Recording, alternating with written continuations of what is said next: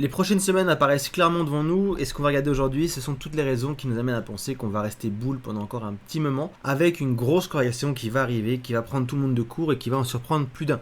Avant de commencer la vidéo, sache que le live du jeudi 21 août à 18h sera public. Je vais diffuser le lien sur Discord, tu as le lien en description, tu trouveras le lien ici dans questions-réponses, jeudi 21 août à 18h précisément. C'est normalement un live qui est réservé aux membres tous les jeudis à 18h, mais cette fois-ci je l'ouvre en public. Pourquoi je l'ouvre publiquement? Tout simplement parce que je vais annoncer durant ce live quand est-ce que va se produire le prochain top de Bitcoin avec la correction massive pour vous éviter de faire des très grosses pertes avant la fin de ce bull run. Je le fais pour une bonne raison, c'est qu'actuellement vous êtes beaucoup à rejoindre le Discord, ça me fait extrêmement plaisir, merci à tous. Et vous êtes surtout beaucoup sur liste d'attente pour pouvoir rejoindre le groupe d'ici fin septembre, début octobre maximum. Et pour tous ces gens qui soutiennent la chaîne, qui soutiennent le Discord et qui me soutiennent personnellement, je trouvais hyper important de leur épargner ce qui va plonger énormément de portefeuilles dans un chaos monumental. Donc si toi aussi tu veux avoir non seulement l'information, mais également un aperçu de ce que je donne au groupe privé toutes les semaines, tu peux rejoindre le Discord. C'est la seule et unique fois que je ferai un live en public. Et le lien sera uniquement mis sur le Discord. Il n'y aura pas de lien en direct sur YouTube, ce sera mis ici, un lien privé. Donc rejoins le Discord pour pouvoir y avoir accès. Et tu verras que la qualité est plutôt pas mal. On commence avec Bitcoin qui est sorti de sa trendline baissière juste ici de correction, qui nous avait fait croire juste là en 4 heures qu'il avait fait une pattern de réaccumulation de Wyckoff. La pattern de réaccumulation de Wyckoff, c'est quoi? C'est une pointe, une descente qui vont former un range, avec ensuite une sortie du range qui sera baissière pour ensuite avoir une réintégration. Ce mouvement ici n'est simplement qu'un mouvement de manipulation puis de réaccumulation, plus ou moins au niveau du prix moyen du range, ici à 118 000, avant une cassure haussière. Ce qui s'est produit, c'est qu'on a eu un nouveau down qui est arrivé et qui a pris tout le monde de court. Pourquoi? Parce que la plupart des gens avaient repéré cette figure d'accumulation de Wyckoff. Pour l'autre part, tu l'as vu sur la dernière vidéo, sur le groupe privé, on avait vu ici qu'on allait avoir au contraire encore un dip. Et donc on n'a pas pris de position ici, on a attendu avant de prendre des positions juste ici, sur les altcoins, pas sur Bitcoin. Et donc pour l'instant, Bitcoin est en train de résoudre son mouvement haussier avec un respect catégorique de la trendline baissière juste ici. On rappelle les règles, on vient casser la trendline, on vient prendre appui dessus et on repart. On n'est pas obligé tout de suite d'aller to the moon, briser le range à la hausse. Tout ce qu'on peut voir nous, c'est justement que la trendline qui servait de résistance ici sert maintenant de support et elle a servi de support une fois, deux fois, quasiment trois fois et pour l'instant le prix stagne au-dessus avec des liquidations sur le long terme qui vont jusqu'à 130 000 $. Donc ça ne m'étonnerait pas du tout qu'on vienne chercher au moins la target des 130 000 $ à court terme d'ici 1 à 2 semaines. Si je dézoome un petit peu en daily la map, tu peux voir plusieurs choses, y compris ces grosses lignes rouges avec des points rouges qui sont en fait un indicateur maison qui relève quand est-ce qu'il y a une distribution des whales. Cet indicateur-là, je le conjugue beaucoup avec ce que j'appelle les dark pools. Ça, c'est une notion que je vois énormément avec le groupe privé. Qu'est-ce que sont les dark pools? Ce sont des endroits fermés au public, dont le carnet d'ordre n'est pas partagé sur CoinGlass ou d'autres sites de compilation de données et qui affichent où est-ce que les baleines qui ont des milliards et des milliards et des milliards de dollars accumulent des positions. Les accumulations, on ne sait jamais si elles sont longues ou short et c'est le mouvement du prix qui va nous indiquer si elles sont longues ou si elles sont short. Et ces points rouges juste ici annoncent des phases de distribution. Donc comme tu peux le voir, ça indique pas le sommet définitif de marché, ça l'a mis ici. Ici on a encore eu de l'upside pour quasiment 10 à 15%. Ici on a encore eu un petit peu d'upside. Ici il y avait encore de l'upside à venir. Bref, c'est pas un indicateur qui est parfait, mais c'est un indicateur qui permet de voir quand est-ce que justement il y a une distribution partielle ou massive des whales. Elle était très partielle ici, elle était très massive ici, ici et ici. Donc c'est à partir de ces moments-là qu'on peut se gaffer. Là où c'est le plus important, parce que forcément je ne partagerai pas cet indicateur publiquement, c'est de voir si sur le mouvement de résolution qu'on a jusqu'à maintenant, est-ce qu'on a une phase de distribution. Et pour l'instant non. Ce qu'on a c'est quoi? C'est de la chasse au short, c'est de l'achat long et de la chasse aux longues qui viennent de rentrer typiquement sur des mouvements assez forts de Bitcoin et qui veulent profiter du mouvement haussier, mais le marché, vous connaissez un petit peu la musique, ne laisse pas du tout profiter ces gens. Au contraire, il vient les punir à cause de leur FOMO. Et c'est toujours la même chose. On vient punir un tas de monde avec des baisses qui se prolongent dans le temps, qui font mal à beaucoup de portefeuilles, qui font mal aux altcoins. Et dès le moment où le sentiment de marché est très pessimiste, on fait quoi? On remonte. Une fois qu'on remonte, on donne des signes qu'on va se recasser la figure, histoire que les gens aient de nouveau peur, qu'on crée au bear market partout, et c'est là qu'on a une énorme résolution, et les gens commencent à FOMO où? Ils commencent à FOMO juste ici, avec de nouveau la même configuration du prix qui va venir, les rendre complètement fous psychologiquement et les dégager sur des baisses comme ceci. Mais ce qui nous intéresse, c'est pas tellement Bitcoin parce qu'on le sait, la majorité des gens sont sur les altcoins à l'heure actuelle. Et ce qui se passe sur les altcoins, c'est plutôt pas mal. Première chose très positive, c'est la dominance du Bitcoin qui s'effondre de plus en plus, même si Bitcoin ne monte pas énormément. Et ça, on est ok avec ça, pourquoi? Parce que ça fait pump nos altcoins même si Bitcoin lui ne monte pas. Et ce qui se passe à l'heure actuelle, c'est que, ça je vous l'ai dit plusieurs fois, la dominance de Bitcoin n'est pas un actif à risque en tant que tel, mais elle agit comme un actif, c'est-à-dire qu'elle respecte les dynamiques haussières et les dynamiques baissières sur l'action du prix.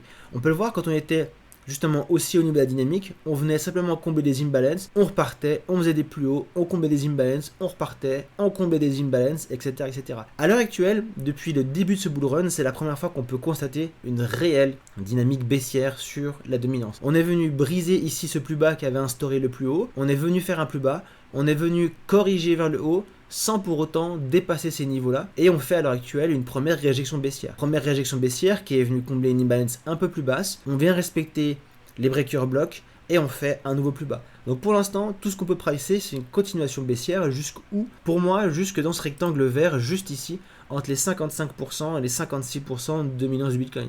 À partir d'ici, j'envisage, comme vous le voyez ici, un retracement plus haut pour venir justement faire un mouvement correctif courant septembre-octobre pour venir combler ces niveaux d'imbalance ici baissière. Forcément, les alts vont prendre très cher à ce niveau-là si ça arrive, et ensuite avoir ce mouvement de résolution finale, si je mets en weekly, qui va venir normalement, je dis bien normalement, rien n'est certain, rien n'est garanti, on prend que des pronostics pour voir où est-ce qu'il y a des zones assez évidentes dans lesquelles les prix peuvent se ranger et la dominance n'y fait pas exception. La grosse zone qui paraît être la zone de bottom qui est vraiment décisive serait cette zone ici, grosse imbalance comprise entre les 44% et les 47%. Si on a un tel mouvement juste ici, ce sera ce mouvement qui donnera lieu à une alt season comme tout le monde l'entend. C'est-à-dire des gains qui vont de 100 à 200 voire 250% sur pas mal d'alt de très bonne qualité avec des mouvements paraboliques sortis un petit peu de partout et justement un danger inhérent à une fin de bull run, c'est-à-dire un mouvement parabolique, des gens qui sont euphoriques partout, qui commencent à mettre des leviers, qui commencent à prendre trop de risques, qui ne prennent pas de profit et qui à la fin se font dégager une fois qu'on commence à liquider tout le monde et partir dans l'autre sens. Ça, c'est le scénario primaire que je vois se dessiner sous les yeux. On l'a dessiné avec les membres du groupe privé depuis un petit moment. Je vous le montre ici parce que de toute façon, je le remontrerai dans le live public la semaine prochaine. Donc c'est une donnée qui va pas être privée et c'est pour ça que je vous la montre. On va voir vraiment des éléments qui sont juste extraordinaires que je montrerai plus jamais publiquement. Et parmi ces éléments, il y a un élément qui est inhérent au marché option. Le marché option, et avant de prendre peur par rapport à tout ce qui est marqué là, prête attention à ce que je te raconte maintenant, le marché option, c'est un marché sur lequel les gens peuvent spéculer. Et quand je dis les gens, c'est la smart money, c'est pas un marché de retail, c'est un marché de très gros portefeuille. C'est un marché sur lequel la smart money peut venir spéculer sur le prix d'un actif à une date déterminée, sans pour autant détenir cet actif. Ici, on est sur l'ETF Grayscale d'Ethereum, qui est un ETF qui est assez sollicité, et tu peux voir que le prix de l'ETF monte. À l'heure actuelle, il est à 37,35. Et je te rappelle le principe d'un ETF. Un ETF marche un petit peu comme un fonds d'investissement. Tu viens acheter des parts d'ETF, et la société de gestion qui gère l'ETF, elle, doit acheter l'actif sous-jacent. Donc quand on parle d'un ETF sur Bitcoin, l'entreprise qui gère l'ETF, pour chaque part qui est achetée du fonds, doit acheter des bitcoins en contrepartie. Ici, on est sur un ETF Ethereum, donc forcément, un achat d'une part du fonds Grayscale doit servir à l'achat du sous-jacent, c'est-à-dire ETH. Et donc, c'est pour ça qu'à chaque fois qu'il y a de l'achat sur l'ETF, il y a de l'achat sur Ethereum. À chaque fois qu'il y a de la vente sur un ETF, il y a de la vente sur Ethereum également ou Bitcoin. Et donc ça m'amène à un point qui est hyper important, c'est que je vois sur les réseaux des gens qui font cette incompréhension de se dire mais tu penses vraiment que BlackRock qui est en train d'accumuler énormément de Bitcoin va les vendre, BlackRock qui accumule énormément d'Ethereum va les vendre? C'est pas BlackRock qui les accumule, c'est des clients qui viennent acheter des parts d'ETF, ETF géré par BlackRock, et donc BlackRock doit acheter le sous-jacent. Mais tous les bitcoins achetés n'appartiennent pas à BlackRock. BlackRock les achète pour l'ETF, mais c'est bien les clients qui détiennent des parts d'ETF qui vont justement influencer sur le prix de Bitcoin. Et donc ces mêmes personnes, une fois que la situation va se dégrader, vont vendre leurs parts d'ETF. BlackRock n'aura pas le choix, devra vendre des parts Bitcoin, devra vendre des Ethereum, etc. etc. Donc là, c'est une petite incompréhension que les gens ont. C'est du retail, et plutôt du retail qualifié qui achète des parts d'ETF sur les marchés. C'est pas BlackRock directement. C'est pas BlackRock qui a une stratégie interne et qui décide d'accumuler du Bitcoin comme le ferait MicroStrategy par exemple. Ça n'a rien à voir. Donc là-dessus, attention, parce que les réactions des retail par rapport aux hausses et aux baisses sont les mêmes. Et je pense que vous pouvez le voir. Dès qu'on a un dip sur Bitcoin, eh bien ça vend massivement au niveau des ETF. Quand on a un up, ça achète massivement. Il n'y a qu'à voir Ethereum, 1 milliard de dollars sur la journée de hier ou d'avant-hier. Pourquoi? Parce que les retail, même qualifiés, c'est-à-dire des retail qui ont beaucoup d'argent, sont soumis aux mêmes lois psychologiques de marché. Et donc quand ils voient une hausse d'Ethereum, ils appellent leurs conseillers, ou même leurs conseillers les appellent en disant achète ETH, et ils achètent une part de l'ETF pour ne pas s'exposer directement à la crypto-monnaie. C'est comme ça que ça marche. Et donc ce qui est intéressant, c'est pas l'ETF en lui-même, mais c'est le marché option. Je te l'ai dit, le marché option il y a quelques minutes te permet de spéculer à l'avenir sur le prix d'un actif. Donc par exemple, je suis sur l'ETF ici, Ethereum Grayscale, et je vais parier par exemple qu'à la date du ici 18 septembre, l'ETF sera à 41 points, voire 42 points. Je vais faire ce pari, mettre de l'argent contre quelqu'un qui parie que cet événement-là ne va pas se produire. Je vais mettre de l'argent sur la table, et si jamais, à la date maximale de mon pari, à savoir le 18 septembre, l'ETF est arrivé justement à la zone que je préconisais, je vais pouvoir acquérir les parts de cet ETF. A l'inverse, si jamais le scénario ne se produit pas et que je perds mon pari, j'ai le droit de ne pas réaliser le pari, c'est-à-dire acheter les parts d'ETF. C'est un contrat optionnel. Et donc ce qui est super intéressant, c'est de voir un petit peu les paris qui sont pris par la smart money au niveau de ces ETF. Et ce qui est intéressant, c'est que je t'ai mis ici deux chemins. Tu peux voir le premier chemin qui est celui-là, on monte, on vient ici, on redescend.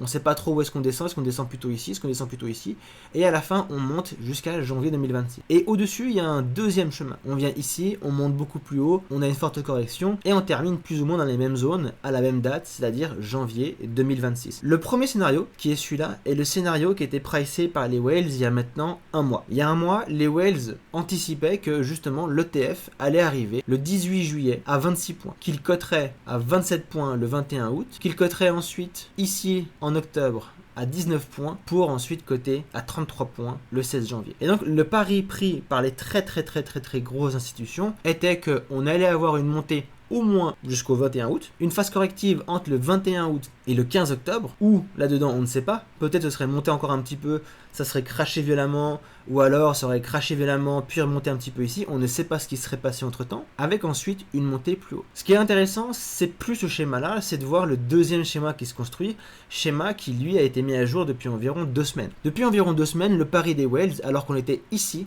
juste là, à 30 points, le pari des whales est devenu différent. Le pari des whales, qui apparaît comme un pari pessimiste encore à l'heure actuelle, cotait plutôt au 20 août sur un ETF Ethereum à 33 points, un ETF à 42 points le 18 septembre, à 31 points le 20 octobre et à 36 points le 16 janvier. Et donc, ce qui a changé, c'est qu'on voit clairement que les grosses institutions deviennent extrêmement bullish sur ETH. Elles l'étaient déjà ici, parce que quand on a vu ça avec les groupes privés, l'ETF cotait à 19 points, donc c'était déjà bull parce qu'on allait monter, avoir une correction et ensuite une montée. À partir de maintenant, c'est plus bull, c'est ultra bull. On monte à des niveaux stratosphériques qui à l'heure actuelle sont clairement dépassés. On est le 13 août, on verra si le 20 août on a une correction qui vient ici ou pas. Mais en tout cas, le pari qui est pris maintenant, c'est que justement on a une montée au moins au niveau des 42 points. Ce qui est assez similaire également, c'est de voir les corrections qui sont attendues par les gros, des corrections qui sont de l'ordre de 27 à 28%, peu importe les scénarios, hein. Si on reprend les scénarios de base, on est quand même sur du 27-28% de correction dans cette fenêtre de temps ici, avant un rebond et une fin d'année qui terminerait plutôt dans ces ordres de prix pour l'ETF. La question que vous pourriez vous poser, c'est quel est le coefficient en termes de rendement entre l'ETF et Ethereum, et le coefficient est quasiment de 1 pour 1. C'est-à-dire que si on a une correction de 30% sur ETH, on a une correction de 30% sur l'ETF et vice-versa. On est quasiment à cette relation-là. Et donc, ce qui est intéressant à voir par-dessus le marché, c'est justement, en plus des dark pools, en plus de toutes les informations que les retail et le grand public n'a pas, c'est de voir un petit peu la psychologie des whales. Et la psychologie des whales, à l'heure actuelle, elle dessine un schéma qui est plus ou moins précis dans le temps jusqu'à la fin de cette année. Alors forcément, ça peut évoluer. Je vous parlais d'une situation qui, il y a un mois, justement, était celle-ci, et qui, depuis il y a 2 semaines, est devenue celle-là. Donc on note quand même des différences qui sont quand même pas anodines et qui sont de l'ordre de 56% d'upside en plus. Donc forcément, ça peut évoluer. Ça peut encore évoluer. Le tout, c'est justement de pouvoir suivre ça tous les jours, toutes les semaines, en groupe, avec un capitaine qui sait où orienter le navire. Et c'est ça les bienfaits du groupe privé dont je vous parle depuis maintenant des semaines et des semaines et des semaines. Donc moi je m'arrête là pour aujourd'hui, on fera une dernière vidéo vendredi par rapport à quelques métriques qui sont très importantes et qui se passent aujourd'hui. Rejoins le Discord, tu as le lien en description. Viens bien dans le groupe ici, le groupe public qui est là. Là c'est le groupe privé, tu n'auras pas ces onglets en arrivant. Et le groupe public est là, viens ici. Et je me réjouis de t'accueillir pour le live de la semaine prochaine. C'est Atréide, bonne journée, bye bye.